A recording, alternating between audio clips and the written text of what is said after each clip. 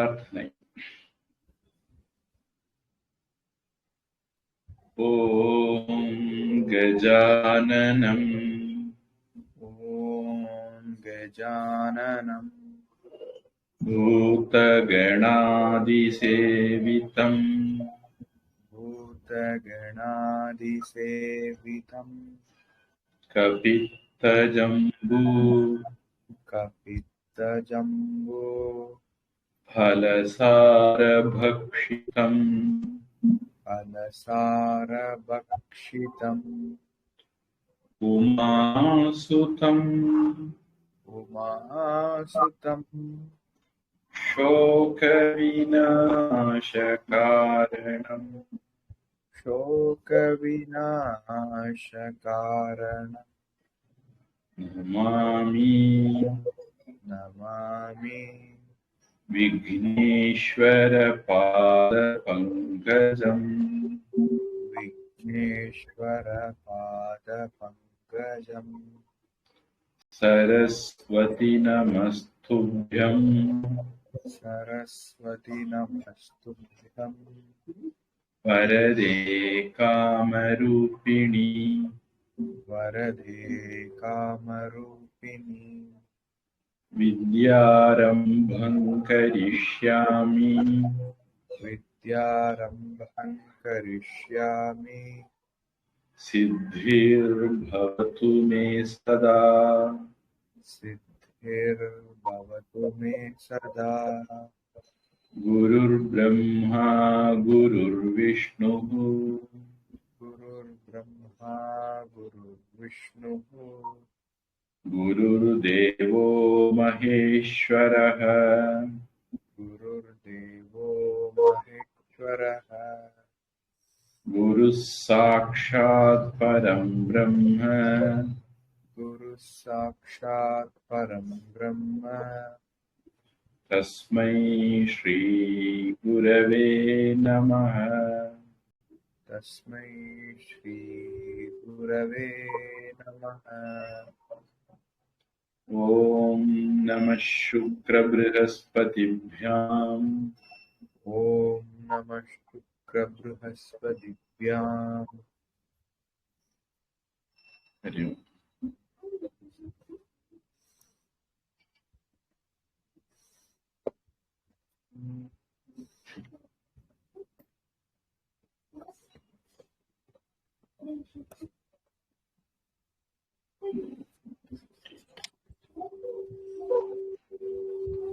நாம 20வது வாக்கியம் வரைக்கும் 112வது வகுப்புல பார்த்திருந்தோம். வர்த்தமானம் பரியுஷிதம் அந்நியஜாதம்.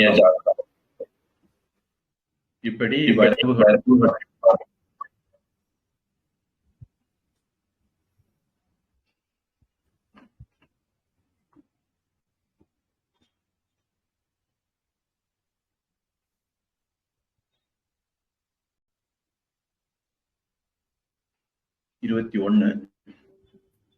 विक्षेप विक्षेप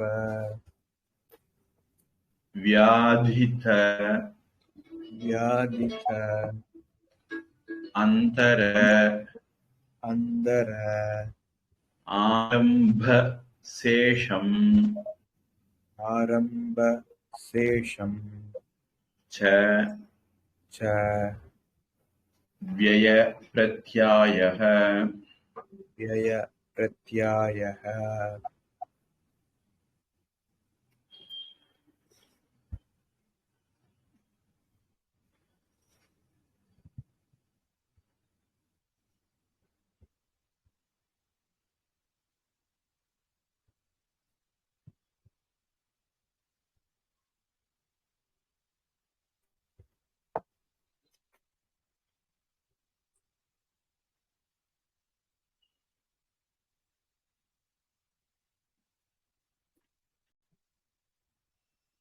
प्रत्यायः आयः न வருமானம் व्ययः न செலவு प्रत्यायः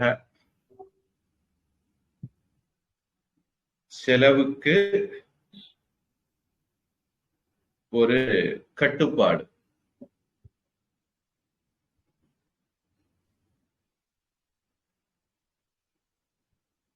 திருவள்ளுவர் சொல்வார், ஆகாறு அளவிட்டிது ஆயினும் கேடில்லை, போகாறு அகலாக்கடை அப்படின்னு.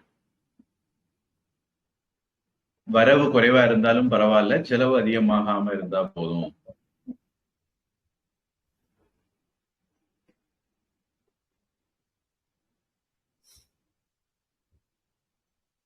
இதுல விக்ஷேப, வியாதித, அந்தர, ஆரம்ப, சேஷம் இதெல்லாம் வேற அர்த்தங்கள் உண்டு. இங்க இது நிதிநிலை சம்பந்தமான பொருள்ல பயன்படுத்தப்பட்டிருக்கு. இன்ஃபிளேஷன் சொல்லுவாங்க, டயர் வந்து இன்ஃபிளேட் ஆயிட்டு. ஆனா அதுவே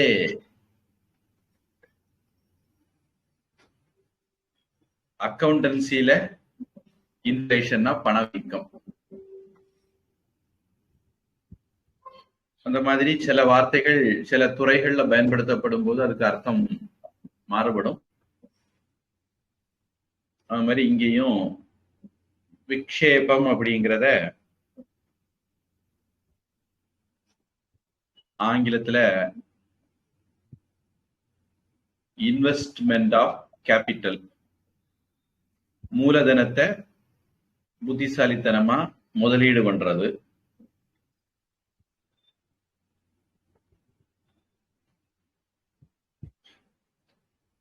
அடுத்தது வியாதித, அந்தர, ஆரம்ப, சேஷம். அதை எப்படி புரிஞ்சுக்கிட்டு இருக்காங்கன்னு தெரியல. வியாதித்தன்னா பீடிக்கப்பட்ட, பாதிக்கப்பட்ட, நோயுற்ற, நலிவடைந்த நிறுவனங்கள், பிஎஸ்என்எல், ஏர் இந்தியா, இந்த மாதிரிப்பட்டது. அதை வந்து கையை கழுவுறது, தனியாருக்கு வித்துறது.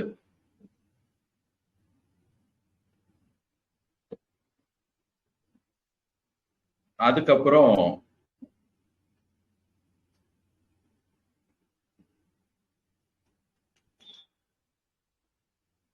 ஆரம்ப சேஷம்.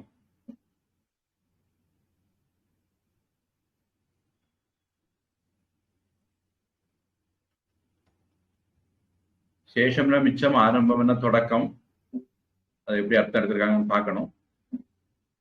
இப்படி 3 விதத்துல செலவினங்களை கட்டுப்படுத்தலாம், மட்டுப்படுத்தலாம், அல்லது புத்திசாலித்தனமாக கையாளலாம் அப்படின்னு சாணக்கியர் நினைக்கிறாரு. அதுக்கு ஆங்கிலம் investment of capital, the relics of a rugged undertaking, and the savings from an estimated outlay are the means to check expenditure.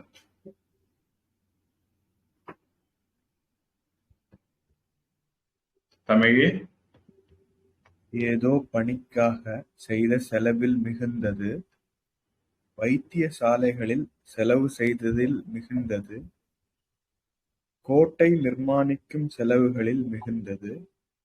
இந்த 3ற்கும் வியய பிரத்யாயம் என்று பெயர். அதாவது செலவிலிருந்து கிடைத்த வரவு என்று இதற்கு பொருள்.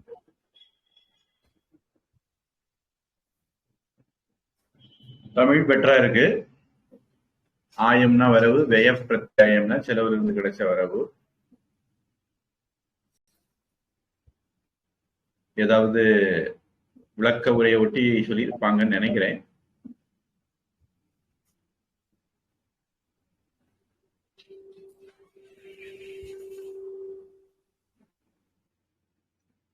ஆனா அந்த மறுபடியும் படிங்க. ஏதோ பணிக்காக செய்த செலவில் மிகுந்தது, வைத்தியசாலைகளில் செலவு செய்ததில் மிகுந்தது, கோட்டை நிர்மாணிக்கும் செலவுகளில் மிகுந்தது. இந்த 3ற்கும் வியய பிரத்யாயம் என்று பெயர். அதாவது செலவிலிருந்து கிடைத்த வரவு என்று இதற்கு பொருள். இந்த செலவிலிருந்து கிடைத்த பொருள் அது நல்லா இருக்கு. ஆனா விக்ஷேப வியாதிதாந்தர அது ரெண்டும் அவ்வளவு எனக்கு திருப்தியா இல்ல. க்ஷேப க்ஷிப்னா டு த்ரோ, போடுறதுக்கு, இன்வெஸ்ட் பண்றதுக்கு அப்படிங்கிற அர்த்தம் வரக்கூடிய வார்த்தை. விக்ஷேப அப்படிங்கிறதுக்கு வேற அர்த்தமும் உண்டு. இந்த இடத்துல நம்ம அதாவது மனசு அலைபாயிறதுக்கு விக்ஷேபம் அப்படிங்கிற அர்த்தம் உண்டு. இங்க அந்த அர்த்தம் எடுக்க முடியாது. விசேஷமாக இன்வெஸ்ட் பண்றது அந்த அர்த்தம் எடுக்கலாம் விக்ஷேபங்கிறது. அது மாதிரி வியாதித்த அப்படிங்கிறதுக்கு வைத்தியசாலையில இருந்து கிடைச்சதுன்னு போய் சொல்லியிருக்காங்க. கொஞ்சம் வைத்தியசாலையில இருந்து மட்டும்தான் கிடைக்கணுமாங்கிற கேள்வி எழுப்பும்.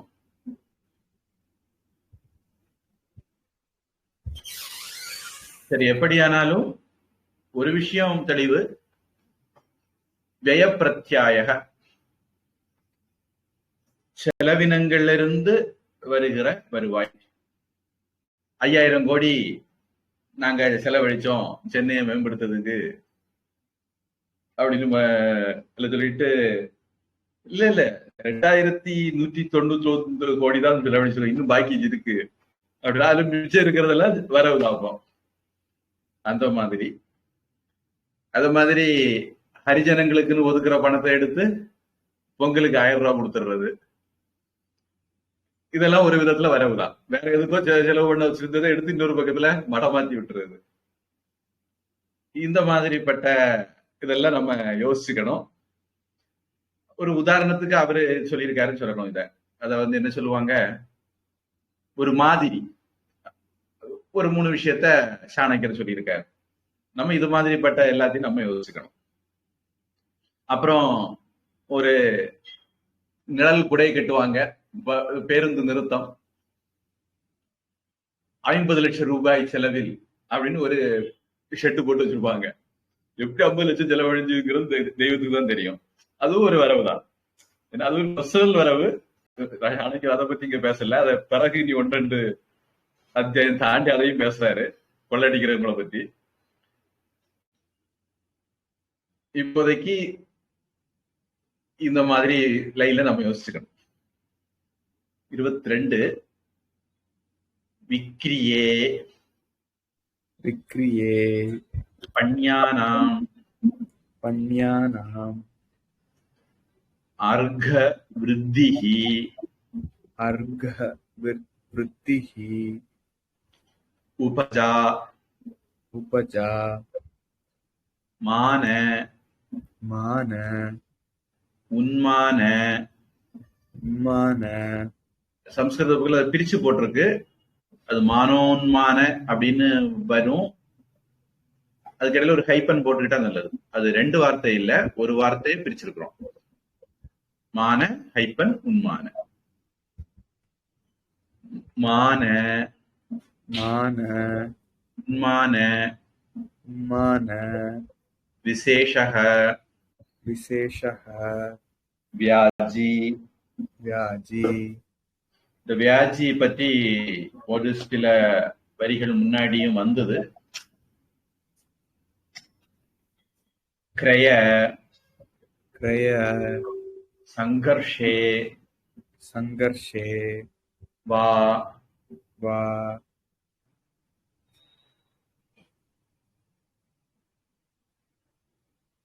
இந்த வியாஜி 10வது வாக்கியத்துல வந்தது. மூல்யம் பாகக வியாஜி பரிகக கிளிப்தம் ரூபிகம் அத்தியகச்ச ஆயமுகம். வருவாயினுடைய முகங்கள், வழிகள் அப்படிங்க சொல்லும் போது சொல்லியிருந்தது. இதுல இந்த வாவுக்கு பிறகு எனக்கு எழுத்துப்பிழை இருக்கலாமான்னு ஒரு சந்தேகம். வா அர்த்த விருத்தின்னு இருக்கு என்கிட்ட. அது அர்க கா கா 2 இடையில பெரிய வித்தியாசம் கிடையாது. அதனால அதுல தப்பாட்டு தா வந்துட்டுது, அது கா வந்திருக்கணும் அப்படின்னு எனக்கு படுது. தமிழ்ல அது கா இருக்கா தா இருக்கா?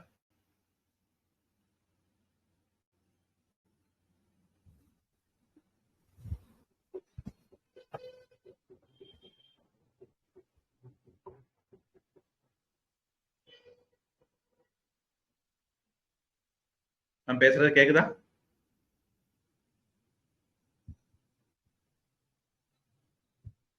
நான் பேசுறது கேக்குதா? ஹரி ஓம் சாமி. நான் பேசுறது கேக்குதா?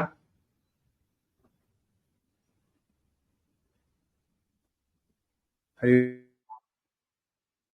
நீங்க பேசுறது கேக்குது.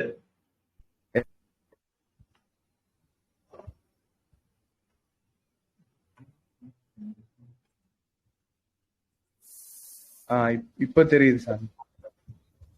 நான் பேசுறது இப்பதான் கேக்குதா? ஆமா சாமி.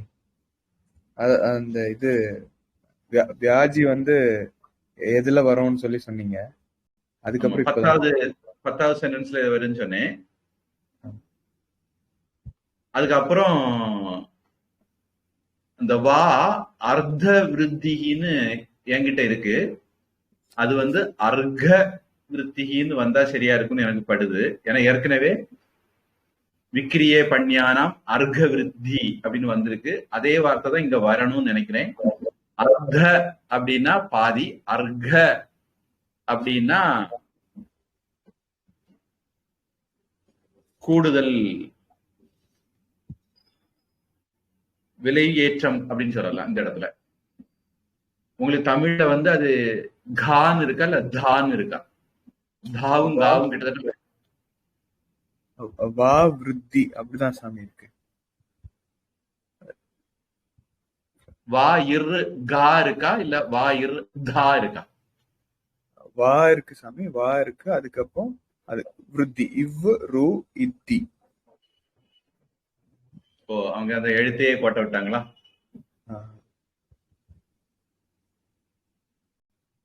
சரி, அந்த சமஸ்கிருதத்துல நான் நினைக்கிறேன் தா இருக்க இடத்துல கா போட்டுக்கிறது நல்லது. அந்த ஒரு சுழிய அப்படியே கோடு மாதிரி மாத்தி அத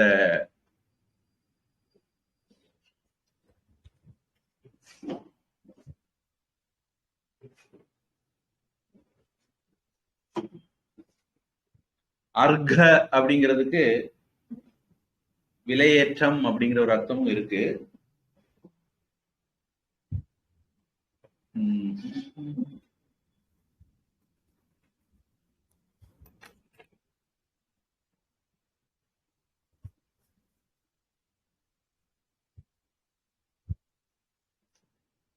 பிரைஸ் காஸ்ட் அப்படிங்கிறது ஒரு அர்த்தம்.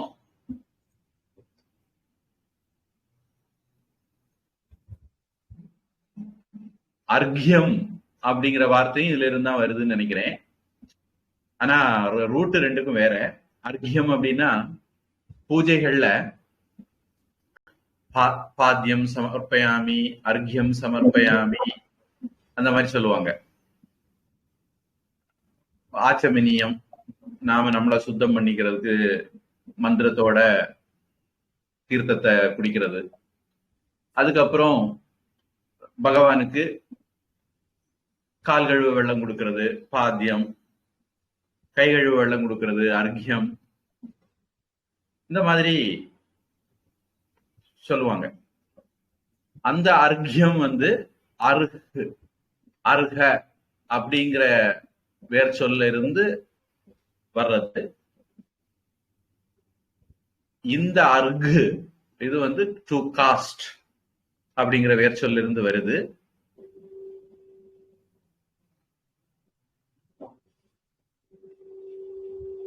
அர்க்க விருத்தி, விலையில் ஏற்றம். அர்க்கன விலை, அர்க்க விருத்தி விலையில் ஏற்றம்.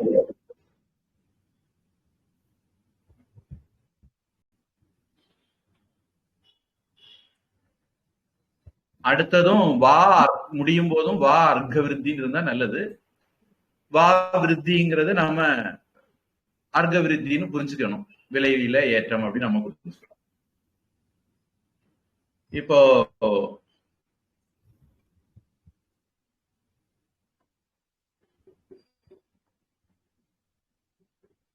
விக்ரயே விற்கும் போது,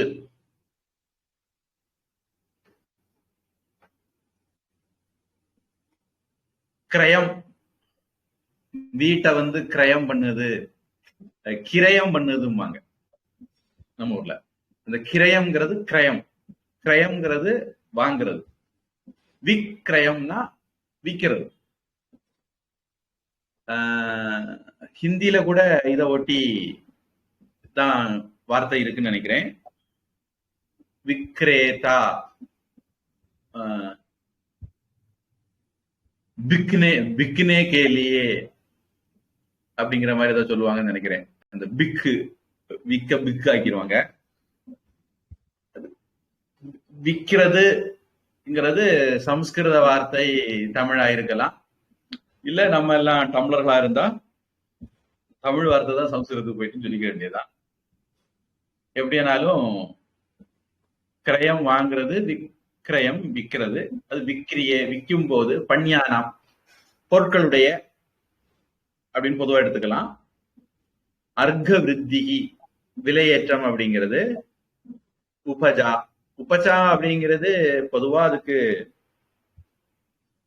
கூட பிறக்கிற அப்படிங்கிற மாதிரி அர்த்தம். உபஜா அப்படிங்கிறதுக்கு லிட்டரல் மீனிங். ஆனா இந்த இடத்துல நம்ம அப்படி எடுக்க முடியாது. பொருட்களுடைய விலை கூடும், கூடக்கூடும் அப்படிங்கிற மாதிரி அர்த்தம் எடுத்துக்க வேண்டியது உபஜா அப்படிங்கிறதுக்கு. அது ரெண்டு விதமாக கூடலாம்னு நினைக்கிறாங்க. ஒண்ணு, மான உன்மான விசேஷ வியாஜி. மானம்னா அளவு, உன்மான அப்படின்னா அதுவும் அளவுதான்.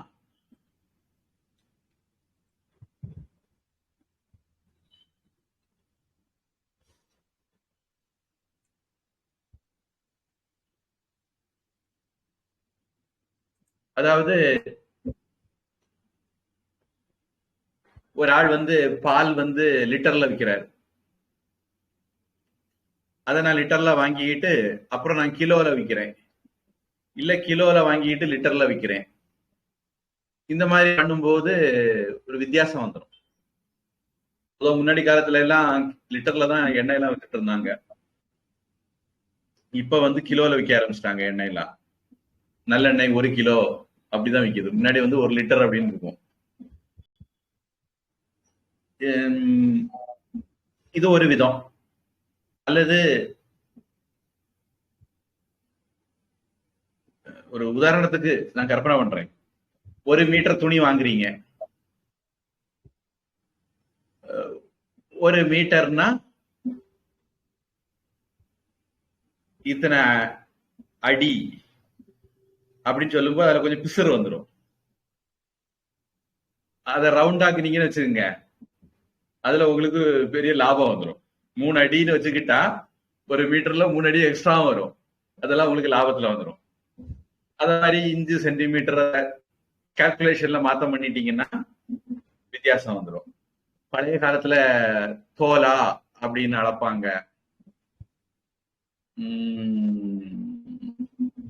லண்டன்ல எல்லாம் பவுண்ட் அப்படின்னு அளப்பாங்க.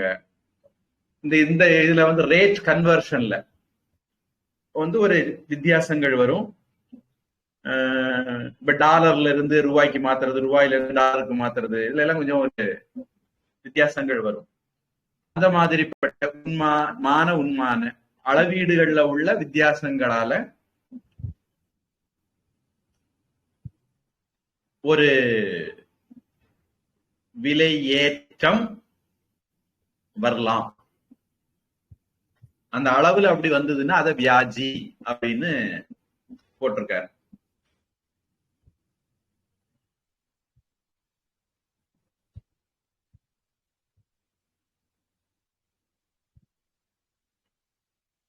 பொதுவா வியாஜம்னு ஒரு வார்த்தை உண்டு. அது வந்து வியாஜம்னா ஒரு காரணமா, முகாந்திரமா அப்படிங்கிற மாதிரி அர்த்தம் தரும். இந்த இடத்துல அது ரெகுலர் அர்த்தம், இந்த இடத்துல நம்ம அப்படி எடுக்க முடியாது. அடுத்தது கிரய சங்கர்ஷே. விற்கிறதுன்னு சொல்றேன். வாங்குறதுல போட்டி, சங்கர்ஷம்னா போட்டி. இப்போ ஒரு பொருளுக்கு நல்ல ஆஃபர் வந்துட்டுதுன்னா அந்த பொருளுடைய விலை ஏறும். வெள்ளம் வந்துட்டுதா, புயல் வந்துட்டுதா, உடனே மெழுகுத்திரி, ₹1 மெழுகுத்திரி ₹20 ஆயிரும். வாங்குறதுக்கு போட்டி வரும்போது, மக்கள் மற்ற ஆஃபர் வரும்போது விலையேற்றம் நடக்கும். அது இன்னொரு விதத்துல பொருள் தட்டுப்பாடு வரும்போது, பருப்பெல்லாம் கார்த்தி சிதம்பரம் எல்லாம் பத்திடுவாங்க. பத்தின உடனே பருப்பு விலை மேல போயிடும். இல்ல சரத்பவார் சீனி எல்லாம் வெளிநாட்டுக்கு கொடுத்துருவாரு. அதுல உள்நாட்டுல சீனி தட்டுப்பாடு வந்து சீனி விலை ஏறிடும். அத்தனை கரும்பாலையும் சரத்பவார் கீழே தான் இருக்குமாங்க மகாராஷ்டிரால. அப்போ சீனி விலையை நிர்ணயிக்கிறது சரத்பவார் குடும்பம் தான். இந்த மாதிரி காரணங்களால விலையேற்றங்கள் வரலாம்.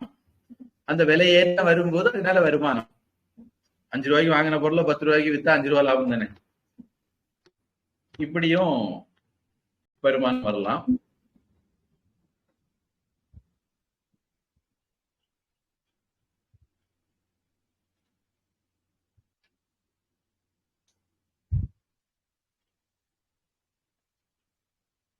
The rise in price of merchandise due to the use of different weights and measures in selling is termed Vyaji.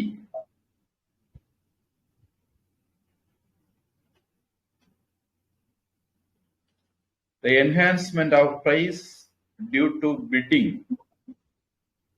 Bidding na ஏலத்துல அப்படின்னு கொடுக்காங்க. Among buyers is also another source of profit.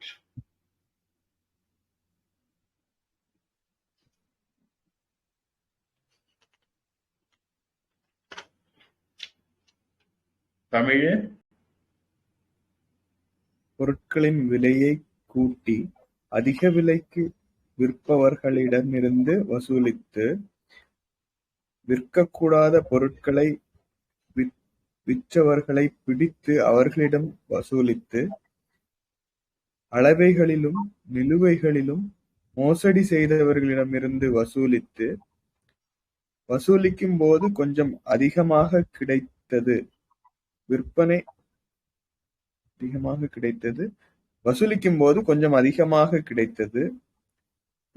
பொருட்களில் வாங்குபவர்களிடம் ஏற்படும் போட்டியால் அதிகமாக கிடைக்கும் தனம், இவை அனைத்தும் ஆயம் எனப்படும். ஆயம்னா வருவாய்னு வச்சுக்க வேண்டியதான். தமிழ் இன்னும் கொஞ்சம் விசேஷமா இருக்கு.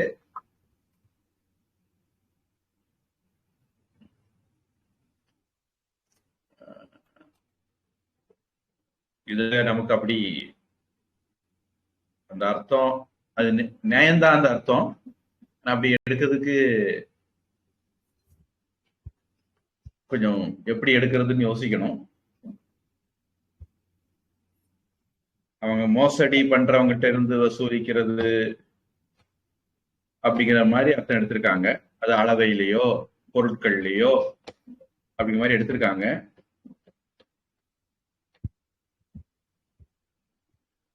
அது எப்படி எடுத்தாங்கன்னு தெரியல. மறுபடியும் இருக்க படிங்க.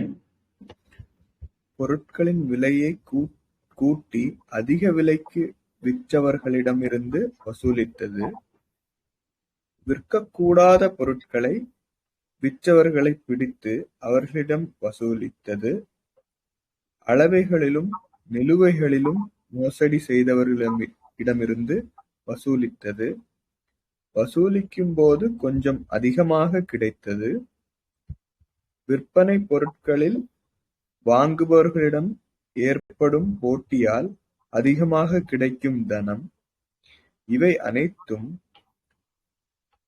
ஆயம் எனப்படும். கடைசி ஒரு விஷயம் மட்டும் ஒத்து போகுது, மற்றதெல்லாம் எப்படி அர்த்தம் எடுக்கிறாங்கன்னு தெரியல. தமிழ்ல பாட்டபேதம் ஒண்ணும் இல்லைல்ல. இந்த ஒண்ணுதான் சாமி, அந்த வா விருத்தி. விருத்தி. ஆமா, அர்க்க இல்ல.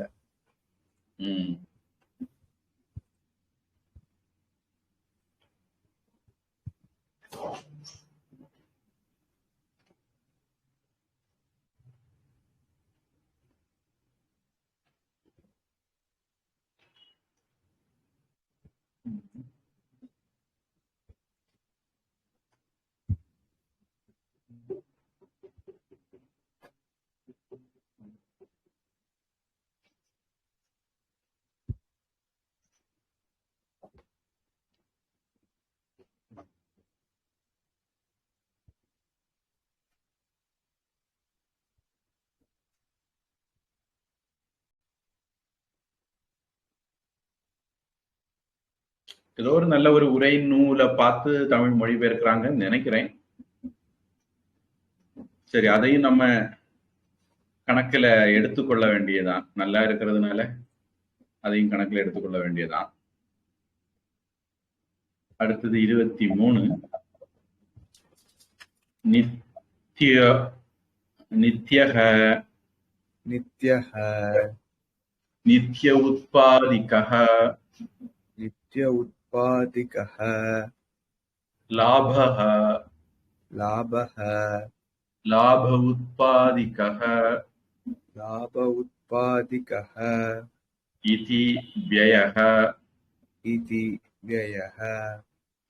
இதுல நித்திய உத்பாதிக்காக ஒரு ஸ்பேஸ் விட்டுருக்காங்க. அதுல ஒரு ஹைப்பன் போட்டு அந்த ஸ்பேஸை நம்ம கவர் பண்ணிக்கிட வேண்டியதுதான். ஏன்னா நித்தியோத்பாதிக்காக ஒரு வார்த்தையா இருக்கலாம், லாபோத்பாதிக்காக ஒரே வார்த்தையா இருக்கலாம். அதாவது காம்பவுண்டு, அதை நாம பிரிச்சு எழுத முடியாது. அதனால ஒரு ஹைப்பன் போட்டா காம்பவுண்டை பிரிச்சிருக்கிறோம்னு காட்டிக்கலாம், படிக்கிற சௌகரியத்துக்காக வேண்டி.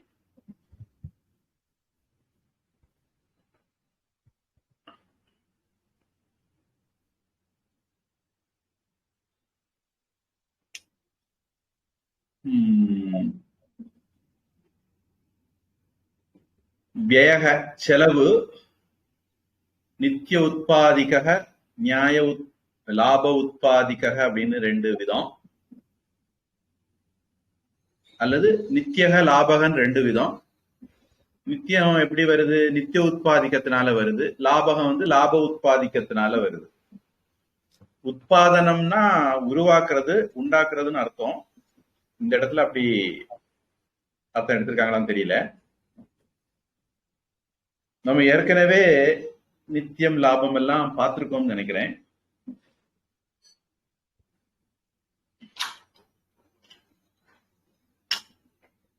இங்கேயும் மறுபடியும் அவரே அதை எழுதுறாரு.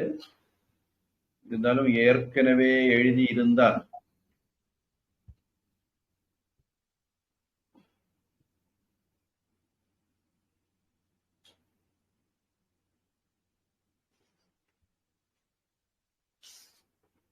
வர்த்தமானம் திவசானுவருத்தக. சரி, வர்த்தமானம்ங்கிறதுக்கு தான் திவசானுவருத்தகன்னு போட்டிருக்காரு.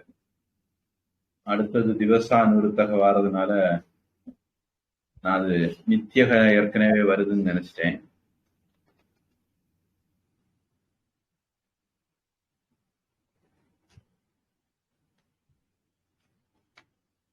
சரி, இப்ப இனிமேல் அவர் சொல்ற அர்த்தத்தை பார்த்துக்கோம். திவசானுவிருத்தக வர்த்தமானகன்னு சொன்னார் ஏற்கனவே 18ல.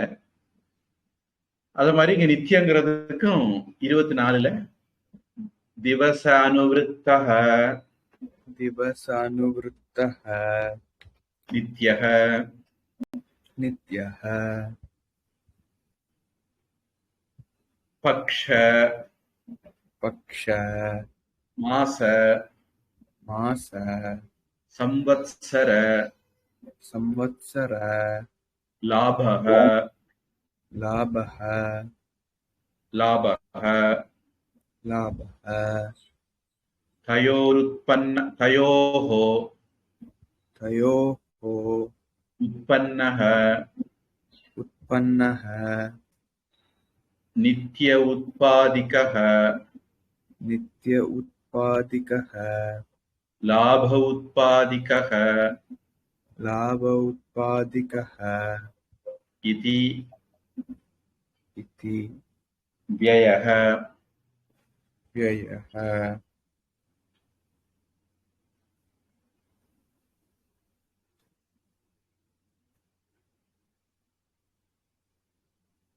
செலவு தினசரி செலவு லாபத்துல செலவு அப்படின்னு 2 விதம் இருக்கலாம்.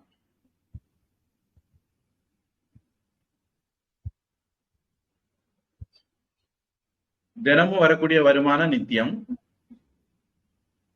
திவச அனுவிருத்தக நித்தியக. தினமும் வரக்கூடிய வருமானத்துக்கு நித்தியம்னு பேரு. அந்த வருமானத்துல செலவு வரலாம். இப்போ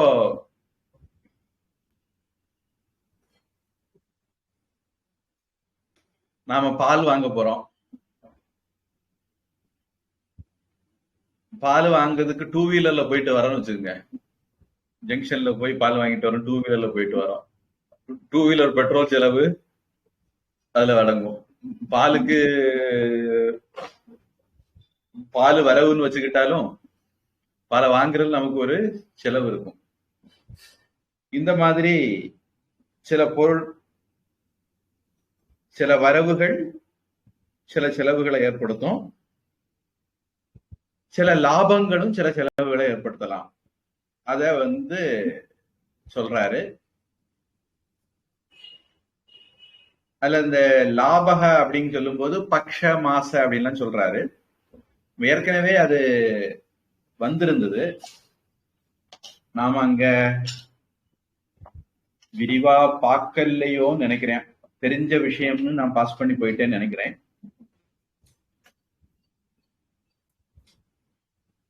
பன்னிரெண்டுல ராஜவர்ஷம் மாசக பக்ஷக திவசஸ்ச அப்படிங்கிற மாதிரி வந்தது. இதி காலக அப்படின்னு முடிஞ்சது. பொதுவா ஒரு இரவும் பகலும் சேர்ந்தது, பகலும் இரவும் சேர்ந்தது அந்த வருஷம் முக்கியம். பகலும் இரவும் சேர்ந்தது ஒரு நாள். நம்ம கணக்குப்படி சூரிய உதயத்துக்கு பிறகுதான் நாள் தொடங்குது. நாள்ங்கிற வார்த்தைக்கே வெளிச்சம், பகல் அப்படிங்கிற அர்த்தம் தமிழ்ல.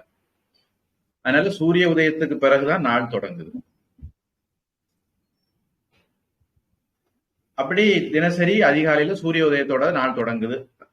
நம்ம ஜோசிய முறைப்படி அப்படிதான் கணக்கு போடுவாங்க. நடுராத்திரி 12 மணிக்கு நாள் தொடங்கிச்சுன்னு கணக்கு போட்டுட்டு முடிச்சிருந்து தண்ணி அடிச்சு வெடியெல்லாம் வெடிச்சு அப்புறம் காலையில பிரம்ம முகூர்த்தத்துல அல்லது சூரிய உதயத்துல சோமா கொரட்டை விட்டு தூங்கிட்டு இருக்கிற இது நம்ம இதுல கிடையாது. ஆனா இப்போ பேய் அரசாண்டால் பிணந்தின் சாத்திரங்கிற மாதிரி கோவில்களை எல்லாம் நடராத்திரி திறந்து வச்சு பூத்தடிப்பு நடக்குது.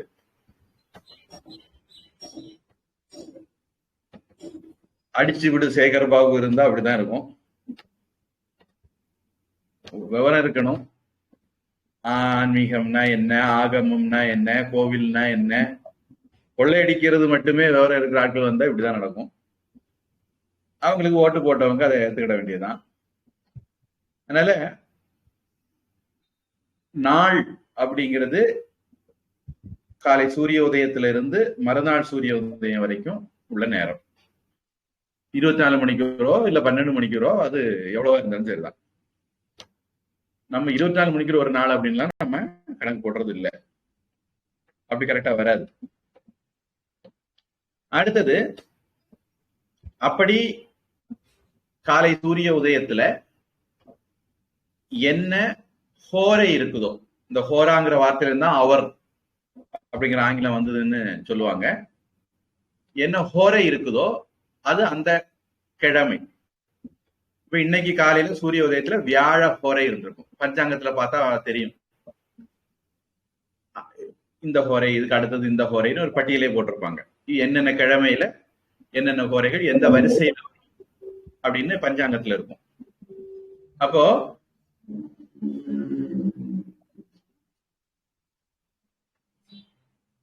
காலையில இன்னைக்கு ஏன் வியாழக்கிழமைனா அதுக்கு நம்ம கிட்ட ஒரு அறிவியல் பூர்வமான காரணம் இருக்கு. நேற்றைக்கு புதன்கிழமை, நாளைக்கு வெள்ளிக்கிழமை, அதனால இன்னைக்கு வியாழக்கிழமை அப்படி இல்லை. இன்னைக்கு காலையில வியாழ ஹோரையில சூரிய உதயம் நடந்தது, அதனால இன்னைக்கு வியாழக்கிழமை. இப்படிதான் ஒவ்வொரு கிழமையும் நாம வரிசைப்படுத்தி வச்சிருக்கிறோம். ஏன் ஞாயிறுக்கு அடுத்தது திங்கள், திங்களுக்கு பிறகு செவ்வாய் அப்படின்னா ஹோரை அந்த வரிசையில தான் வருது. அதனால அந்த வரிசையில கிழமையும் வருது. இப்படி 7 நாட்கள் சேர்ந்தது ஒரு வாரம். இப்படி சூரியன் ஒரு ராசிக்குள்ள புகுந்து அந்த ராசியிலிருந்து வெளியே வர்றது வரைக்கும் எத்தனை நாள் ஆகுதோ அது அந்த மாசத்துடைய நாள். 30, 31 இல்ல 31, 30, 31, 30 இந்த ஃப்ராடு கணக்குல நம்மகிட்ட கிடையாது. ஜனவரி 31, பிப்ரவரி 30. ஏன் 30 இல்ல, அது டீல்ல விட்டுக்கோ அப்படின்னு சொல்றதெல்லாம் இங்க கிடையாது. ஏன் இந்த மாசம் இத்தனை நாள் அப்படின்னா சூரியன் அந்த ராசியில அத்தனை நாள் சஞ்சரிச்சிருக்கு. அதனால அந்த ஆடி மாசம்னா 32 நாள் அது அந்த ராசியில இருக்கும். அதனால அந்த மாசத்துக்கு 32 நாள். இது வந்து சோலார் கேலண்டரா இருந்தா. இப்படி 12 ராசியில சூரியன் சஞ்சரிக்கும். அப்படி 12 மாதம். 12 மாதம் முடிஞ்சா அது எத்தனை நாளோ அது 365 நாளா இருந்தாலும் சரி, 65 இருந்தாலும் சரி, 66 இருந்தாலும் சரி.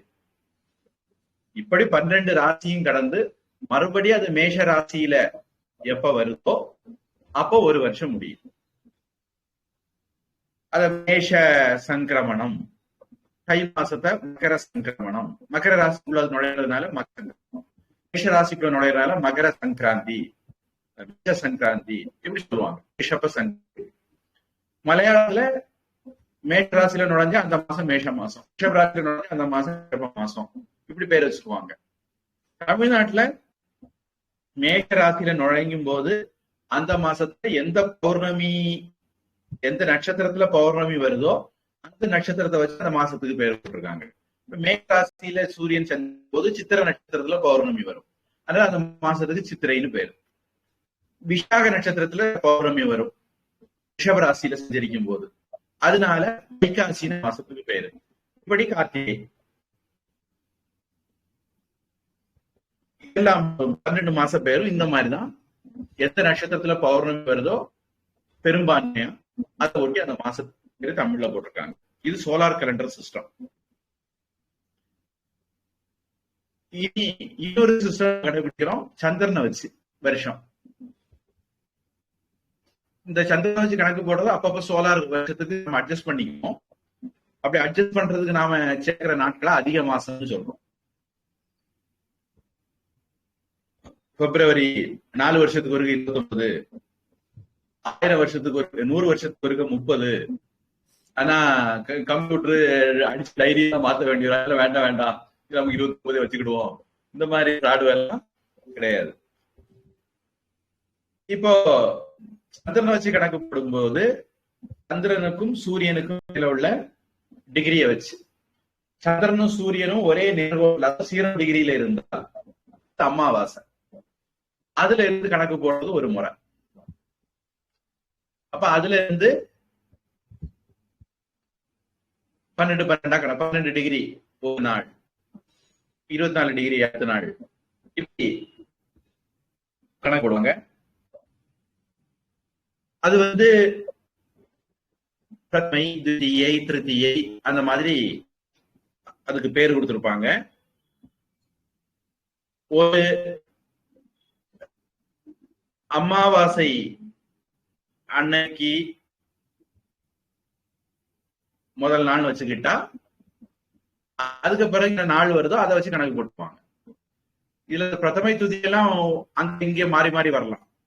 அது வந்து அந்த டிகிரி, சூரியன் சந்திரனுக்கு டிகிரி வந்து மாறி மாறி வரும், வேற வேற கால அளவுல வரும்.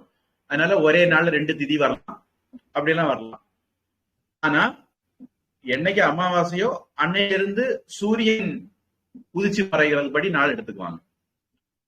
அப்படி அமாவாசைக்கு தொடங்கினா அடுத்த அமாவாசை வரையிலும் எத்தனை நாள் ஆகுதோ அது ஒரு மாசம். அல்லது பௌர்ணமிக்கு தொடங்கினா, சூரியன் சந்திரன் ஆப்போசிட்ல இருந்தா அது பௌர்ணமி. பௌர்ணமிக்கு தொடங்கினா அடுத்த பௌர்ணமி வரைக்கும் வரக்கூடிய நாட்கள் ஒரு மாசம். இது சந்திரனை வச்சு கணக்கு போடக்கூடிய மாசம்.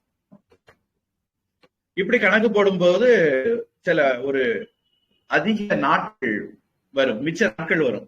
சூரியன் வச்சு போடுற கலண்டருக்கும் சந்திரன் வச்சு கலண்டர் போடும்போது சந்திரன் கலண்டர்ல நாள் கொஞ்சம் கொஞ்சமா குறைஞ்சு குறைஞ்சு கொஞ்ச நாள் மிச்சம் வந்துடும். அது அதிக மாசம்னு சொல்லி சூரிய கலண்டருக்கு கூட ஒரு 3 வருஷத்துக்கு ஒருக்க அட்ஜஸ்ட் பண்ணிக்குவாங்க. இந்த சந்திரன் வளர்றது மாதிரி தெரியறதுக்கு அல்லது சந்திரனுடைய கலை வளர்றதுக்கு வளர்பிறைன்னு பேரு. அதத்தான் பக்ஷம்னு சொல்லுவாங்க. அத வளர்பிறைய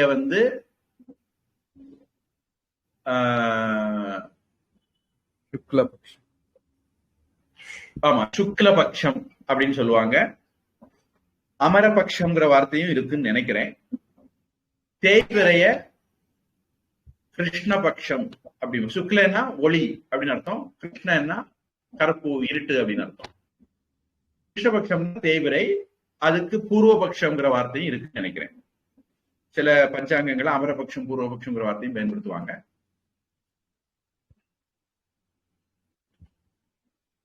இதுதான் பக்ஷம் அப்படிங்கிறது. அப்ப மாசம், பக்ஷம், வாரம், நாள், இதெல்லாம் இந்த மாதிரி ஒரு அறிவியல் பூர்வமான முறையில கணக்கிட்டு இருக்காங்க. இப்படி சந்திரன் ஒரு சுற்றி வர்றதுக்கு ஆகக்கூடியது சந்திரன் படி ஒரு வருஷம். சம்பத்சரம்னா வருஷம்னு அர்த்தம். இதுல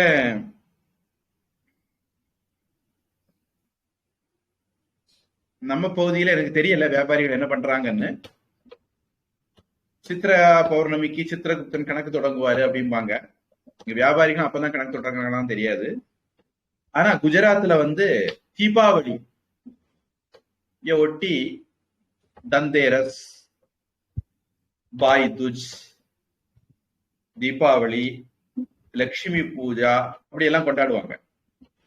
இந்த லட்சுமி பூஜா கொண்டாடிட்டு அதுக்கு அடுத்த நாள் அப்படின்னு நினைக்கிறேன் அன்னையில இருந்து புது கணக்கு தொடங்குவாங்க. குஜராத்ல அந்த தீபாவளியை ஒட்டி புது கணக்கு தொடங்குறது அவங்களுடைய. நமக்கு இப்போ ஜூன் மாசம் கல்வி ஆண்டுன்னு சொல்லுவாங்க, எஜுகேஷனல் இயர். அது மாதிரி அவங்களுக்கு கணக்கு வழக்கு இயர் தீபாவளி டு தீபாவளி. நம்ம அரசாங்கத்துக்கு மார்ச்ல முடியும், ஏப்ரல் டு மார்ச் அப்படின்னு வச்சிருக்காங்க. அதனால இப்படி 15 நாளைக்கு ஒருக்க பண்ணுனா பட்சம், 30 நாளைக்கு ஒருக்க பண்ணுனா, தோராயமா சொல்றேன், மாசம். ஒரு வருஷத்துக்கு ஒருக்க பண்றது சம்பத்சரம். இப்படி 3 விதமா லாபம் வரலாம் அப்படிங்கறத பக்ஷ மாச சம்பத்சர லாபக லாபக. அப்ப தினசரி வர்றது நித்தியக, 15 நாளைக்கு ஒருக்க, ஒரு மாசத்துக்கு ஒருக்க, ஆண்டைக்கு ஒருக்க வரக்கூடிய லாபம் லாபம். தயோகோ உற்பன்னக, அந்த 2ல இருந்தும் உருவானது நித்திய உத்பாதிக்க,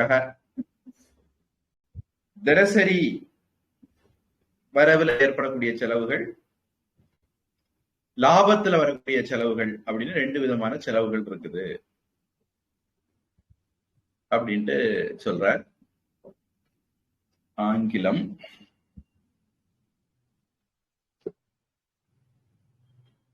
Expenditure is of 2 kinds, daily expenditure and profitable expenditure. What is continued every day is daily. Whatever is earned once in a paksha, a month or a year is termed profit. Whatever is spent on these 2 heads is termed as daily expenditure and profitable expenditure respectively. Tamil. நித்தியம் நித்யோத்பாதிகம், லாபம் லாபோத்பாதிகம் என்று செலவினங்கள் 4 வகைப்படும். தினம் தினம் செய்ய வேண்டிய செலவுக்கு நித்தியம் என்று பெயர். தினமும் வழங்கப்படும் கூலி முதலானவை இதில் அடங்கும். தினமும் வழங்கப்படுவதற்கு மேல் அதிகமாகக் கொடுக்க வேண்டி வந்தால் அந்த செலவுக்கு நித்யோத்பாதிகம் என்று பெயர். 15 நாட்களுக்கு ஒருமுறை, மாதத்துக்கொரு முறை அல்லது ஒரு வருடத்திற்குப் பிறகு கொடுக்கும் சம்பளம் முதலான செலவினங்களுக்கு லாபம் என்று பெயர். அல்லது ஒரு வருடத்திற்கு பிறகு கொடுக்கும் சம்பளம் முதலான செலவினங்களுக்கு லாபம் என்று பெயர். இதில் இவ்வளவு என்று நிச்சயிக்கப்பட்டதற்கும் அதிகமாக கொடுக்க வேண்டி வந்தால் அந்த செலவுக்கு லாபோத்பாதிகம் என்று பெயர். பாட்டபேதம் ஏதாவது இருக்கா? ஆமா சாமி. அதாவது இந்த இதி வெய்ய அப்படிங்கிறது இதியோட முடிஞ்சிருச்சு. வெய்யங்கிறது இதுக்கு அடுத்த இதுல வருது சாமி. வெய்ய சஞ்சா 23ல வந்து வேய வரல, 26ல வருது அப்படிதானே? ஆமா சாமி, கடைசி அது ஒரு பாடம். மீதியெல்லாம் அப்படி இருக்கா? மீதியெல்லாம் அப்படியே இருக்கு சாமி.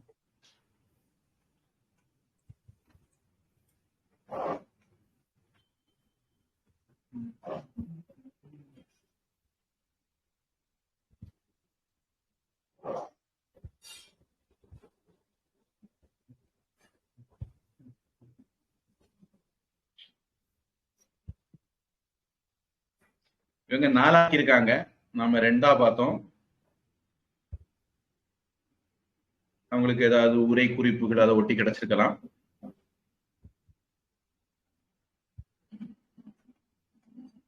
அதுல தயோர் உற்பன்னக நித்திய உற்பத்திக லாப உற்பத்திக இதுவயக அப்படிங்கிறது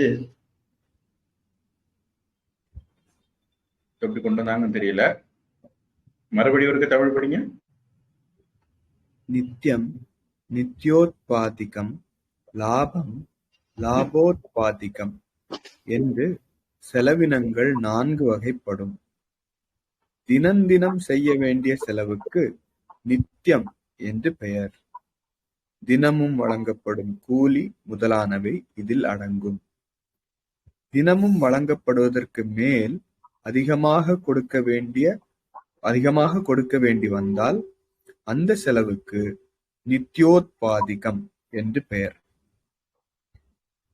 15 நாட்களுக்கு ஒரு முறை, மாதத்துக்கொரு முறை அல்லது ஒரு வருடத்திற்கு பிறகு கொடுக்கும் சம்பளம் முதலான செலவினங்களுக்கு லாபம் என்று பெயர். இதில் இவ்வளவு என்று நிச்சயிக்கப்பட்டதற்கும் அதிகமாக கொடுக்க வேண்டி வந்தால் அந்த செலவுக்கு லாபோத்பாதிகம் என்று பெயர்.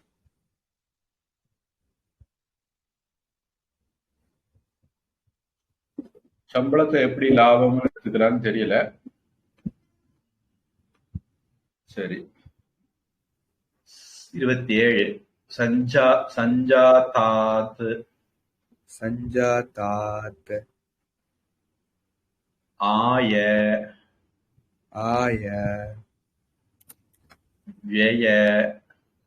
व्यय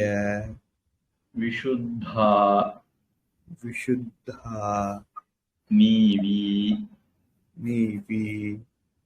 प्राप्ता च अनुवृत्ता च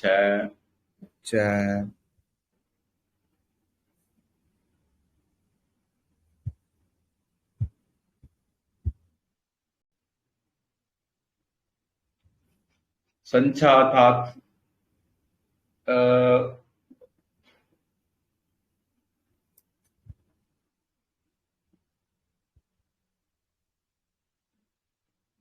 சேகரிக்கப்பட்டவைகள், கலெக்ட் பண்ணப்பட்டவைகள். அதுல ஆய வரவு, व्यय செலவு, விசுத்தா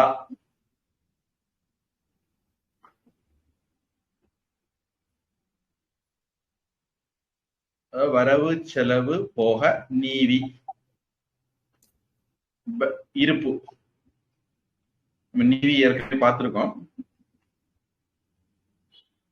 ஆய व्यय விசுத்தானா வரவு செலவு போக மீதி அப்படின்னு எடுத்துக்கணும். விசுத்தா அப்படின்னா சுத்தம் மட்டும்னு, வரவு செலவு எல்லாம் கூட்டி கழிச்சு பார்த்து மிச்சம் வந்தா அப்படிங்கிற மாதிரி. அப்புறம் பிராப்தா கிடைச்சது, அனுவிருத்தா முன் மாதங்கள்ல இருந்து வருடங்கள்ல இருந்து வந்தது. இந்த அனுவிருத்தாவும் ஏற்கனவே வந்ததுன்னு நினைக்கிறேன்.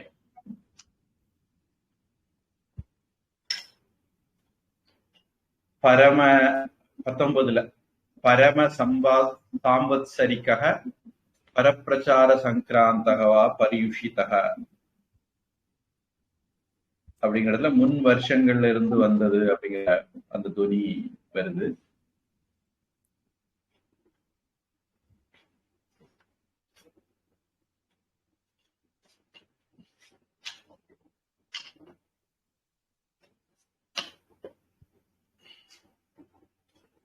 ஆங்கிலம்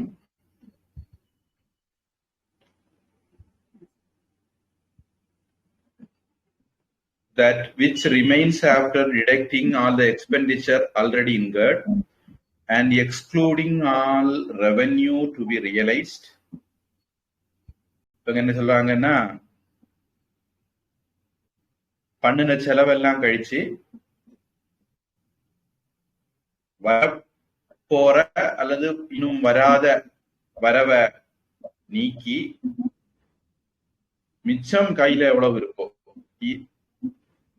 and excluding all revenue to be realized is net balance, NEVI, which may have been either just realized or brought forward.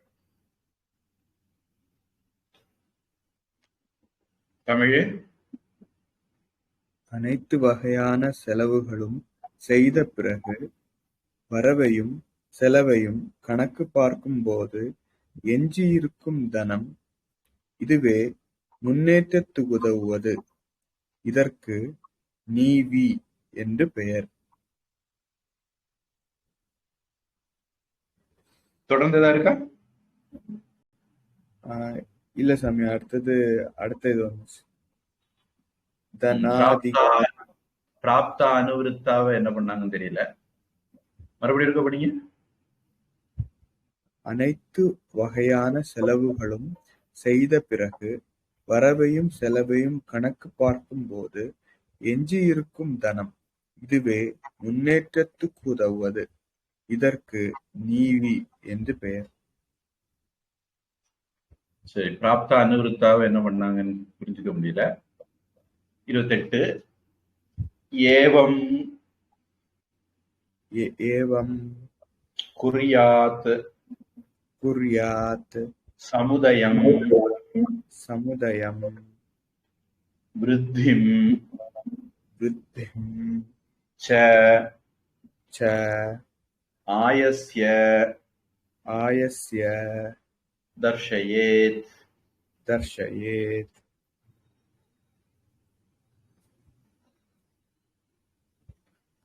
சமுதயம் ஏவம் குர்யாத், சேகரிக்கிறது, சேர்க்கிறது, வரவை உண்டாக்குறது, இந்த மாதிரி பண்ணணும். இவ்வளவு நேரம் நாம ஒரு பெரிய பட்டியல் போட்டு படிச்சிருக்கோம். வரவு என்ன, செலவு என்ன, வரவுல செலவு என்ன, இந்த மாதிரி எல்லாம். இந்த மாதிரி வழிகள்ல வரவை உண்டாக்கணும். விருத்திம்ச ஆயஸ்ய, வருமானத்தினுடைய அளவை அதிகப்படுத்தணும். புதுசா கொள்ளையடிக்கிறது எப்படின்னு ரூம் போட்டு யோசிக்கிறது மாதிரி நல்ல ஒரு நிதி அமைச்சர்னா புதுசா வருவாயை உண்டாக்குறது எப்படின்னு ரூம் போட்டு யோசிக்கும். மோதிய சொல்லுவாங்க, பயங்கர எக்கனாமிஸ்ட் அப்படின்ட்டு குஜராத் சுவாமி சொல்லுவார். பட்டேலுக்கு ஒரு சிலையா வைக்கிறது, டிக்கெட்டை போடுறது, செலவு பண்ணதை விட வருமானம். அது அந்த இடத்தை சுத்தி மக்களுக்கு கடைக்கண்ணிகள் எல்லாம் வரும். அதனால அந்த பகுதி மக்களுக்கு வாழ்வாதாரம் பெருகும். இவங்கெல்லாம் தேடி வர்றவங்க வரக்கூடிய வழியெல்லாம் வாழ்வாதாரம் பெருகும். இனி வர்றதுக்கு பெட்ரோல் செலவு, வண்டி தேய்மானம், இந்த மாதிரி இப்படி டூரிசத்தை டெவலப் பண்றது. டூருக்கு செலவழிக்கிறதுக்கு ஒரு பையன் யோசிக்க மாட்டான், இந்த வரி தாங்கதான் யோசிப்பான். ஊர் பறக்குதுன்னா பறக்கும், எவ்வளவு செலவு செலவு பண்ணுவான். அப்ப அவனுடைய பலகீனத்தை இவர் பயன்படுத்திக்கிறது. தண்டி யாத்திரை, தண்டின்னு ஒரு இடம் இருக்கு, அங்க வந்து ஒரு உப்பு சத்தியாகிரகம் பண்ணாரு காந்தியடிகள். அந்த இடத்துலதான் அவரு இந்த இவருடைய திட்டத்தை எனக்கு சொன்னது. அந்த இடத்த இவரு டெவலப் பண்றாரு, ஒரு டூரிஸ்ட் பிளேஸ் மாதிரி பக்காவா பெருசா டெவலப் பண்றாரு. அது ஒரு கடற்கரையை ஒட்டி இருக்கிற ஒரு இடம். அங்க காந்தியடிகள் தங்கினாரு. அங்க ஒரு காந்தியடிகளுக்கு ஒரு பெரிய சிலை, நம்ம கெட்டுவாரம் நடந்துட்டு இருந்தது. அப்ப நாங்க போகும்போது தள்ளு வண்டியில ஜூஸ் கிடைக்கும், அவ்வளவுதான். இதெல்லாம் கெட்டி முடிச்ச பிறகு இந்த சுற்று வட்டாரத்துல ஹோட்டல் வந்துடும், கார் பார்க்கிங் வந்துடும், அதுக்கப்புறம் நிறைய கடைக்கண்ணிகள் முளைச்சிரும்.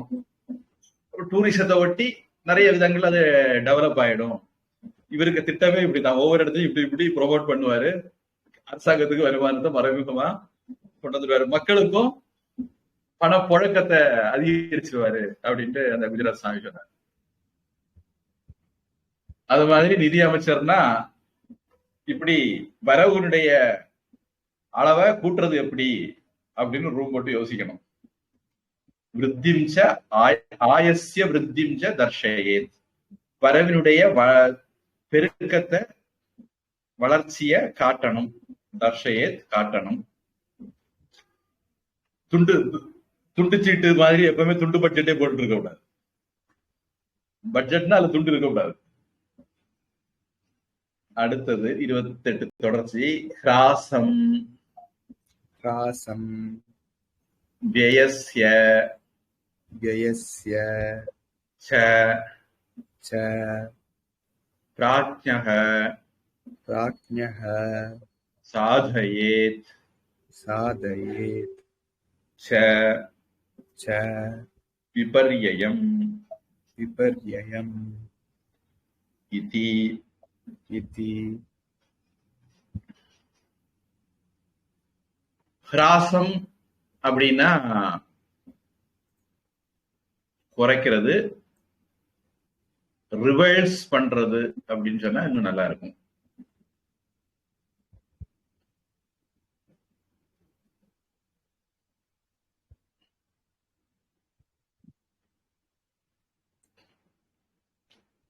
வியஸ்ய செலவை குறைக்கணும்.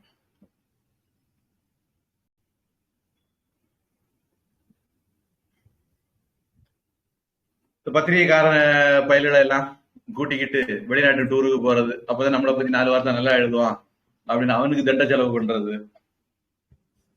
அப்புறம் குடும்பத்தை எல்லாம் கூட்டிட்டு போய் எல்லாரையும் ஊர் சுத்தி காமிச்சிட்டு வர்றது. கவர்மெண்ட் இப்ப சம்பள பணத்துல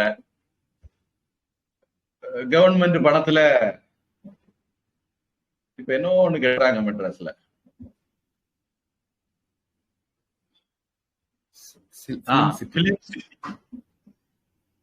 கவர்மெண்ட் பணத்தை கட்ட வேண்டியது, அப்புறம் அதை வந்து மெயின்டெனன்ஸுக்கு நீ எவனுக்காவது கொடுக்க வேண்டியது, அதுல வருமானம் பார்த்துக்கிட்டே இருக்க வேண்டியது. நயன்தாராவுக்கு வக்கீல் வந்து கவர்மெண்ட் பணத்துலதான் மும்பைல கேஸ் நடந்தா. இப்படி அரசாங்க பணத்துல இன்ஃப்ராஸ்ட்ரக்சர் உருவாக்க வேண்டியது, அப்புறம் அத குத்தகைக்கு விட்டு ஆட்டை போட வேண்டியது பணத்தை. இந்த மாதிரி அநியாய செலவெல்லாம் பண்ணாம செலவை குறைக்கணும். எப்படி எப்படி செலவை குறைக்க முடியுமோ குறைக்கணும்.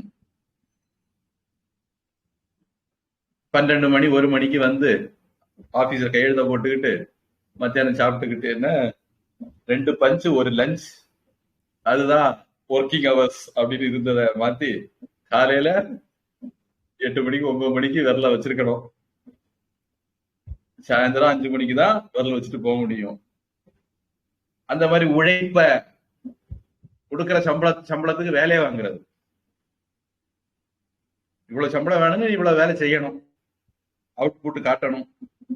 இந்த மாதிரி எல்லாம் செலவை குறைக்கிறது. யாரு? பிராஜ்ஞக, அறிவாளி, புத்திசாலி ஆன நிதி மந்திரி. சாதையே, சாதித்துக் கொள்ள வேண்டும், செலவை குறைத்து கொள்ள வேண்டும். ஒண்ணு. இல்ல சாதையச்ச விபர்யம் அப்படின்னு எடுத்துக்கலாம். அப்படி எடுத்தா விபர்யத்தை சாதிக்கணும். விபர்யம் அப்படின்னா இந்த இடத்துல ரிவர்ஸ்ங்கிறது கரெக்டா இங்கதான் பொருந்தும். ஹ்ராசம் அப்படின்னா குறைக்கிறது, இங்க விபர்யம்னா ரிவர்ஸ் பண்றது. அதாவது செலவை குறைச்சு வரவை அதிகரிக்கிறது.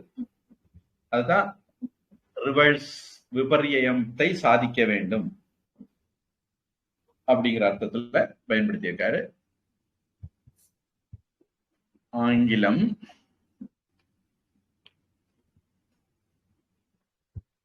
Thus, a wise collector general shall conduct the work of revenue collection, increasing the income, decreasing the expenditure. Thus ends chapter 4.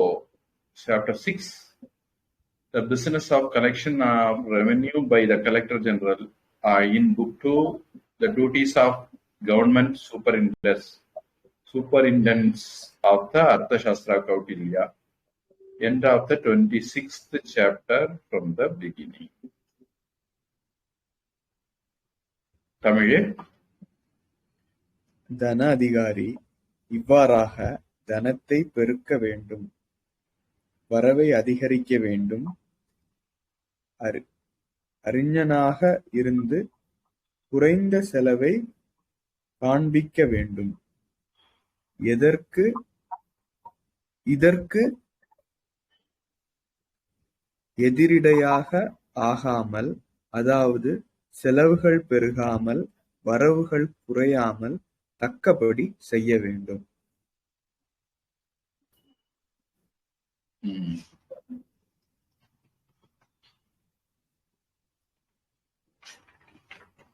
கேள்வி இருக்கா? ஒரு 2 கேள்வி இருக்கு சாமி. ஒண்ணு, சேஷம் அப்படின்னா மிச்ச மீதி. ஆமா. அப்போ அதுக்கும் நம்ம ஆதிசேஷன் அதுக்கும் ஏதாவது இருக்கா சாமி ரிலேஷன்?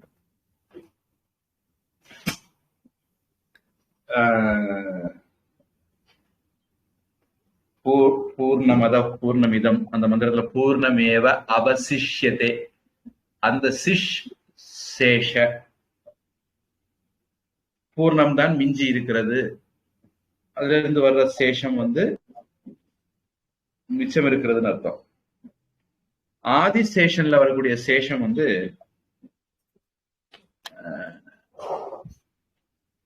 நான் நினைக்கிறேன் ஷயம் அப்படிங்கிற வார்த்தையிலிருந்து வரக்கூடிய சேஷ. தப்பா இருக்கலாம்.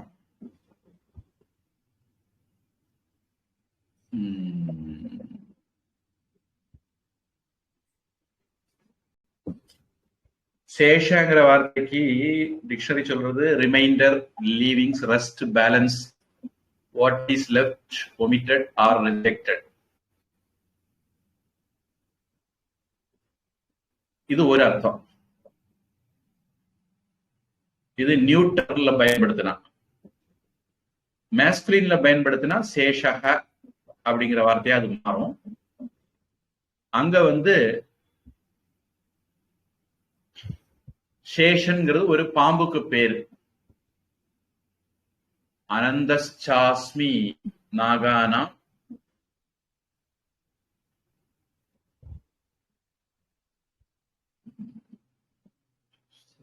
சர்ப்பானாம் அஸ்மி வாசுகி அப்படின்னு கீதையில 10வது அத்தியாயத்துல வரும். அங்க வந்து வாசுகிய பற்றியும் அனந்தன் பத்தியும் பேசியிருக்கு. அனந்தன் அப்படிங்கிறது விஷ்ணு படுத்திருக்கிற அந்த பாம்புக்கு ஒரு பேர் தான். அதை வச்சுதான் அனந்த சயனம்ங்கிற வார்த்தை வரும். அனந்தனில் படுத்திருப்பவர் அனந்த சயனன்.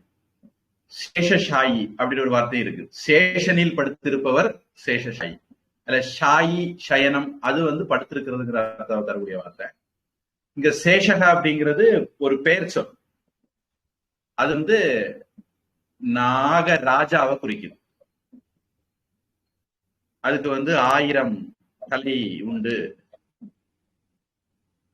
அது வந்து விஷ்ணுவுக்கு படுக்கையாவும் கொடையாவும் இருக்கு.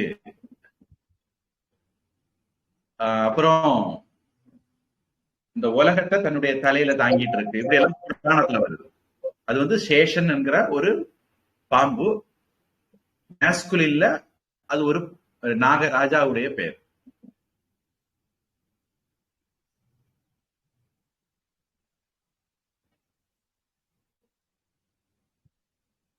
அப்புறம்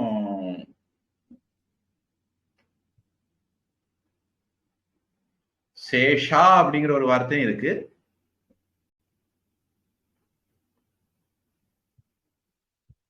அந்த இடத்துல பிரசாதம்ங்கிற மாதிரி அர்த்தம். சேஷா அப்படின்னு வந்தா அது வந்து சிஷ் டு ஸ்பெசிஃபை அப்படிங்கிற ரூட்ல இருந்து வந்தது அப்படின்னு போட்டிருக்காங்க. அதனுடைய ஒரிஜினல் ரூட் வந்து டு ஸ்பெசிஃபை. அது சேஷன்னு நியூட்ரா மாறும்போது மிச்சம்னு அர்த்தம். மேஸ்குலினா சேஷக அப்படின்னு மேஸ்குலினா மாறும்போது பாம்பு அப்படின்னு அர்த்தம் இருக்கு. பலராமனுக்கு ஒரு பேர் இருக்கு அப்படி. அப்புறம் கில்லிங், டிஸ்ட்ராயிங் அந்த மாதிரி ஒரு அர்த்தமும் இருக்கு. ரிசல்ட், எண்ட், கன்க்ளூஷன் அப்படி ஒரு அர்த்தமும் இருக்கு.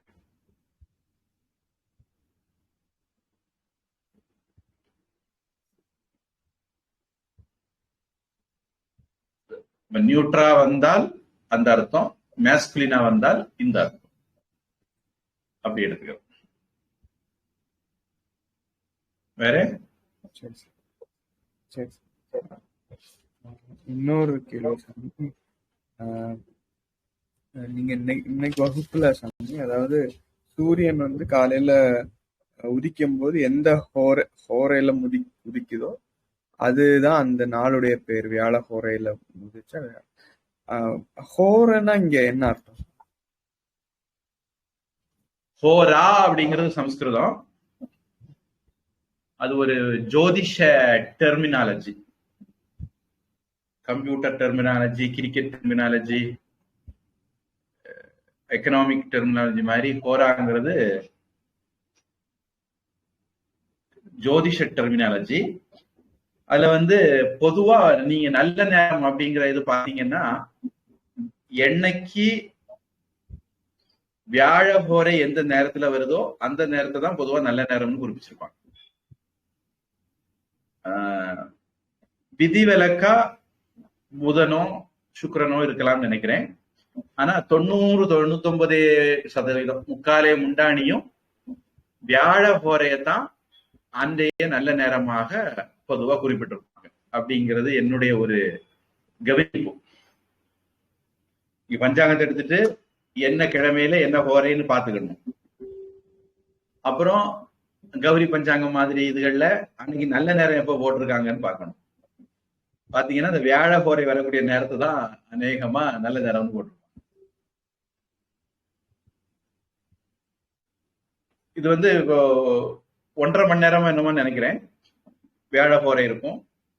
அடுத்தது வெள்ளி ஹோரை வரும், அடுத்தது சனி ஹோரை வரும், அடுத்தது ஞாயிறு, திங்கள், செவ்வாய், புதன் இப்படி வரும். ஒரு ஒரு நாளுல 24 மணிக்குன்னு எடுத்துக்கிட்டா எல்லா ஹோரையும் 2 தடவை வந்துடும் நினைக்கிறேன். அந்த மாதிரி ஒரு இது எனக்கு கொஞ்சம் ஞாபகம் மறதி இருக்கு. அந்த மாதிரி இந்த ஹோரை வந்து ஒரு குறிப்பிட்ட நேரத்துக்கு ஒருக்க மாறிக்கிட்டே இருக்கும். நாள் முழுக்க இப்படி ஹோரைகள் இருந்துட்டே இருக்கும். சூரிய உதயத்துல இருக்கிற ஹோரை வியாழக்கிழமை வியாழனா இருக்கும். அடுத்தது கொஞ்ச நேரத்துல வெள்ளி வரும், அடுத்தது சனி வரும். இந்த லக்னமும் அந்த மாதிரிதான், 2 மணி நேரத்துக்கு ஒருக்க லக்னம் மாறிட்டே வருவாங்க. ஒரே நாள்ல ஒரு குழந்தை பிறந்தாலும் கிரகங்கள் எல்லாம் கிட்டத்தட்ட ஒரே மாதிரி அமைஞ்சிருக்கும். ஆனா லக்னம் 2 மணி நேரத்துக்கு ஒருக்க பிறக்கிற குழந்தைகளுக்கு மாறிக்கிட்டே இருக்கும். நீ லக்னம் எந்த நட்சத்திரத்துல இருக்குங்கிறதும் அந்த 2 மணி நேரத்துக்கு உள்ளேயும் மாறும். ஆனா அதுவும் ஒரு கணக்கு ஜோதிஷத்துல இருக்கு. இந்த நேரத்துல இருந்து இந்த நேரம் வரை இந்த லக்னம், குழந்தை பிறந்தால் அந்த லக்னம் அப்படிங்கிற மாதிரி அதுக்கும் கணக்கு வச்சிருக்காங்க. ராசி நட்சத்திரத்துல எந்த நட்சத்திரத்துல சந்திரன் இருக்கோ அதை வச்சு ராசி கண்டுபிடிப்பாங்க. லக்னம் பொதுவா யாருக்கும் தெரியாது, ராசி தான் எல்லாரும் தெரிஞ்சு வச்சிருப்பாங்க. நட்சத்திரம் தெரியும், நட்சத்திரம் வச்சு உத்தேசமா ராசி கூட கண்டுபிடிச்சிடலாம். லக்னம் அப்படி ஈஸியா கண்டுபிடிக்க முடியாது, கரெக்டா கணக்கு போட்டா மட்டும்தான் தெரியும், ஜோசியர் குறிச்சு தந்தா தான் தெரியும். ஆனா லக்னம் தான் ரொம்ப முக்கியமானது. நம்முடைய முதல் வீடுன்னு அந்த லக்னம் இருக்கிறத எடுத்துக்குவாங்க. மேஷ லக்னமா இருந்தா அவருக்கு 1வது வீடு மேஷம், ரிஷப லக்னமா இருந்தா அவருக்கு 1வது வீடு ரிஷபம். அதுல இருந்துதான் 2, 3, 4, 5 அப்படி கணக்கு போடுவாங்க. இப்ப இந்த 2, 3, 4, 5 வச்சுதான் உறவுகள் எப்படி இருக்கும், வேலை எப்படி இருக்கும், மனைவி எப்படி இருப்பாங்க, அப்பா எப்படி இருப்பாரு, அம்மா எப்படி இருப்பாங்க, இந்த கணக்குகள் எல்லாம் அதை வச்சுதான் வரும். தொழில் எப்படி இருக்கும், இது எல்லாமே எத்தனாவது வீடு அப்படிங்கிறத வச்சு கணக்கு போட முடியும். அப்ப அதுக்கு ரொம்ப முக்கியமானது நம்மளுடைய அந்த 0 பாயிண்ட கண்டுபிடிக்கிறது. அந்த 0 பாயிண்ட் லக்னம் தான் சொல்லுவோம். மேஷ லக்னமா இருந்தா மேஷம் 0 பாயிண்ட், ரிஷப லக்னமா இருந்தா ரிஷபம் 0 பாயிண்ட். அதுலயும் கொஞ்சம் நட்சத்திரத்தை பொறுத்து வேரியேஷன் வரும், ஒரு ஜெனரலா சொல்றேன்.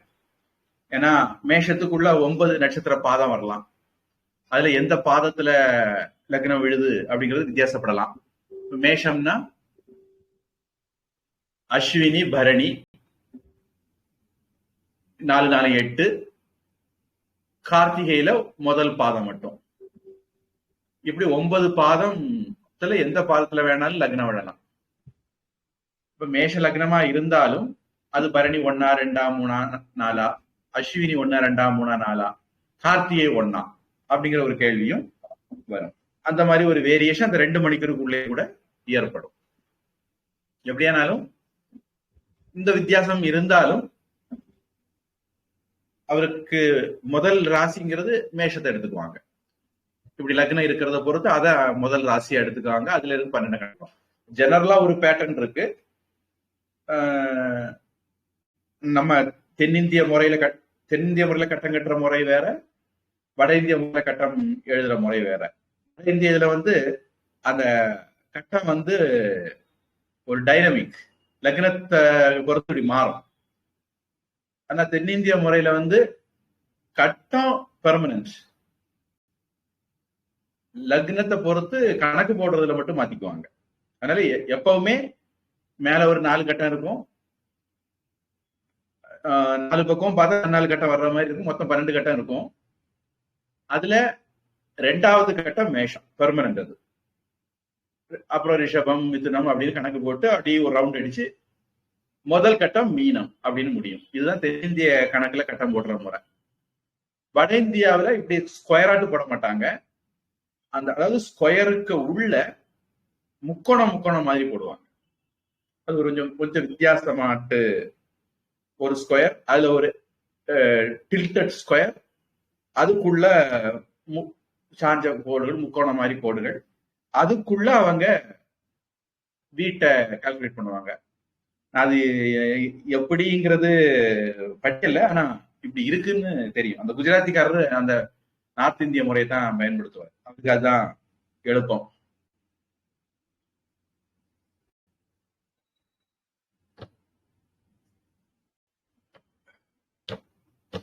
அதனால ஹோரை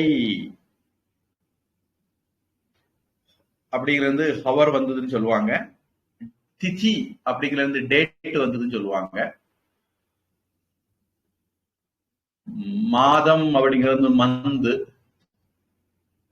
மாச அப்படிங்கிறது சம்ஸ்கிருதம்,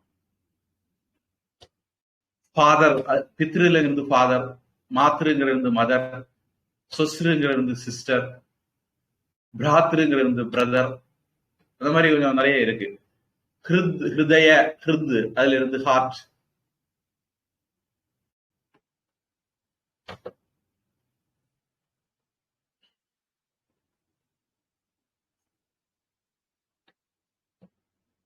சமஸ்கிருதம் இங்க இருந்து அங்க போயிருக்கலாம். இந்த பழைய காலத்துல வியாபார வாணிக தொடர்புகள்லாம் இருந்தது, அதனால அப்படி போயிருக்கலாம். அதுக்குதான் வாய்ப்பு அதிகம். நான் அவங்க அதுக்கு என்ன பண்ணுவாங்க, அங்க இருந்து அது சமஸ்கிருதம் இங்க வந்தது அப்படின்னு ஒரு கதை கட்டுவாங்க. ஆனா அந்த மொழிகளுக்கும் சமஸ்கிருதத்துக்கும் அப்படி நெருக்கம் கிடையாது.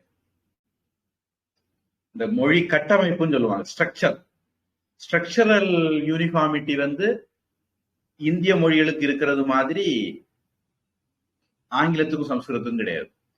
தமிழ்ல ராமன் கொன்றான் ராவணனை, ராமன் ராவணனை கொன்றான், கொன்றான் ராவணனை ராமன், கொன்றான் ராமன் ராவணனை, இப்படி எழுதலாம். இதே மாதிரி சமஸ்கிருதத்திலே எழுதலாம். ஆனா இங்கிலீஷ்ல எழுதினீங்கன்னா கதை கந்தலாயிரும். ராமா கில்டு ராவணா, அதை மாத்தி கொடுங்க ராவணா கில்டு ராமா, அப்படின்னா அர்த்தமே மாறி போயிடும். இந்த மாதிரி கிராமட்டிக்கலாக லாங்குவேஜ் ஸ்ட்ரக்சர் வைஸ் ரொம்ப க்ளோஸா இருக்கிறது தமிழ் சமஸ்கிருதம் எல்லாம். ஆரியோ இந்தோ லாங்குவேஜ் என்னவோ சமஸ்கிருதத்தை கிளாசிஃபை பண்ணி இந்தோ யூரோப்பியன் லாங்குவேஜ் அப்படிங்கிற மாதிரி ஏதோ கிளாசிஃபை பண்ணி அதை யூரோப்பிய மொழிகளுக்கு கூட சேர்த்து கணக்கு பண்ணி ஃப்ராட் பண்ணிட்டு இருக்காங்க மொழியியல் அறிஞர்கள் சொல்லக்கூடிய கோமாளிகள். சரியில்லை அப்படின்னு நான் நினைக்கிறேன். மொழி கட்டமைப்புல இந்திய மொழிகளுக்கு இடையில அந்த நெருக்கம் இருக்கு. ஐரோப்பிய மொழிகளுக்கும் சமஸ்கிருதத்துக்கும் அந்த நெருக்கம் கிடையாது. இந்த மாதிரி வார்த்தைகள் கொஞ்சம் அவங்க திருடி இருப்பாங்க, அதுக்காக வேண்டி அந்த மொழிகள் ரெண்டும் ஒண்ணுன்னு சொல்ல முடியாது.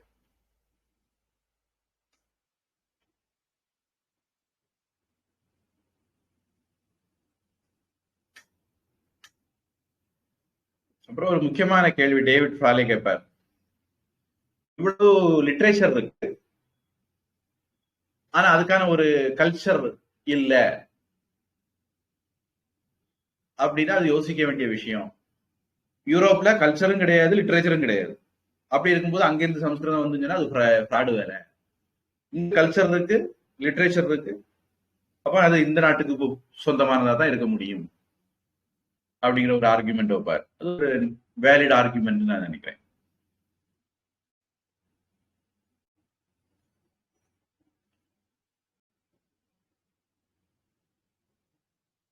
வேற கேள்வி இருக்கா? இல்ல சாமி. பிரார்த்தனை. ஓம் வான்முகில் வழாது பெய்க, ஓம் வான்முகில் வளாது பெய்க, மலிவளஞ்சுரக்க, மலிவளஞ்சுரக்க, மன்னன் கோன்முறை அரசு செய்க, மன்னன் கோன்முறை அரசு செய்க, குறைவிலாது உயிர்கள் வாழ்க, குறைவிலாத உயிர்கள் வாழ்க,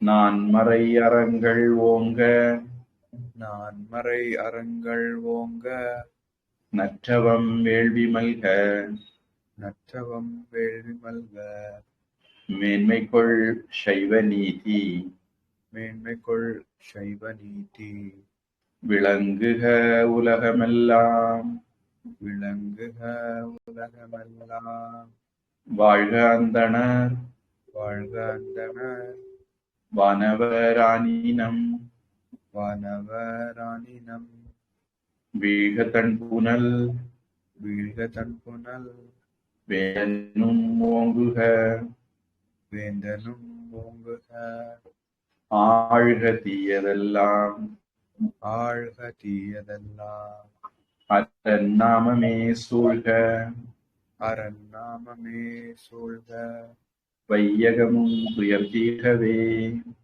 வையகமும் துயர் தீர்க்கவே. ஹரிஹி ஓம் தத்சத். ஹரிஹி ஓம் தத்சத். சர்வம் பிரம்மார்ப்பணமஸ்து. சர்வம் பிரம்மார்ப்பணமஸ்து. ஸ்ரீ கிருஷ்ணார்ப்பணமஸ்து. ஸ்ரீகிருஷ்ணார்ப்பணமஸ்து. தெரியும். சரி. ரெக்கார்டிங் நிறுத்திக்கிறேன். சரி சார்.